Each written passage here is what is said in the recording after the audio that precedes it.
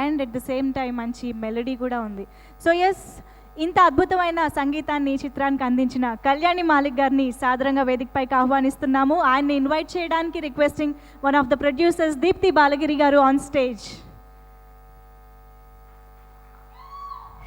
Can we have Deepti Balagiri garu on stage? ఇప్పటి వరకు కళ్యాణి మాలిక్ గారు ఎన్నో లవ్ స్టోరీస్కి, ఎన్నో మంచి మంచి చిత్రాలకి మ్యూజిక్ చేయడం విన్నాము. బట్ ఆల్ టుగెదర్ డిఫరెంట్ జానర్కి ఆయన మ్యూజిక్ డెఫినెట్గా ప్లస్ అవుతుందని ఈ పాటలు వింటుంటేనే అర్థమవుతుంది. రాకేష్ రెడ్డి గారిని స్టేజ్ పైకి ఆహ్వానిస్తున్నాం.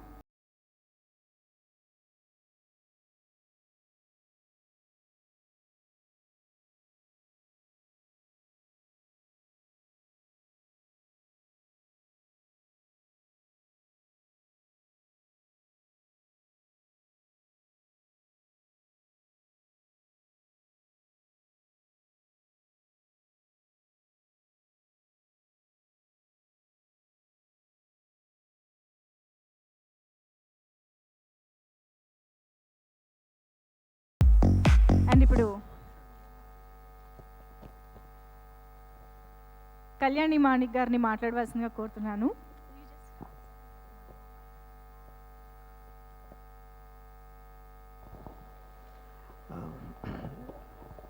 మంజుష, జనరల్గా నేను అంటే చాలా ఇంట్రోవర్ట్ కైండ్, ఎవరైనా ఏదైనా అడిగితే కానీ ట్రిగర్ చేస్తే కానీ మాట్లాడలేను.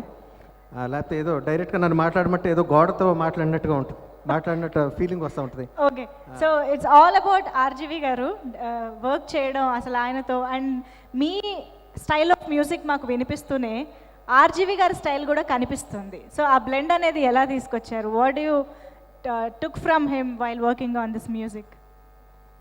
అంటే దీంట్లో ఆర్జీవి గారి స్టైలు లేకపోతే నా స్టైల్ అన్నది అది నేను ఐడెంటిఫై చేయలేనండి. అలాగా జనం ఏమంటే దానికి ఓహానాలు అంతే.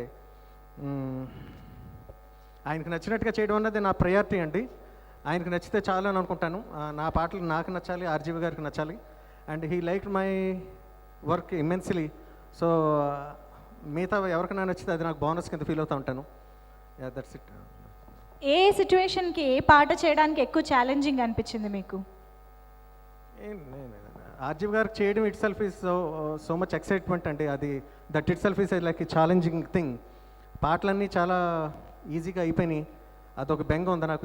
ఇంకో 10 పాటలు ఉంటే బాగుండని ఉంది. చాలా వెంటనే ఓకే చేసేవారు.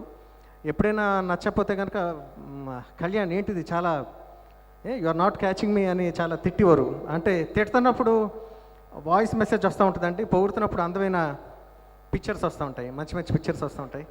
అవన్నీ మిస్ అవుతూ ఉంటాయి. ఓకే, అందమైన pictures. Okay, so Lakshmi's NTR అసలు కథ అనే ట్యాగ్ లైన్ ఉంది.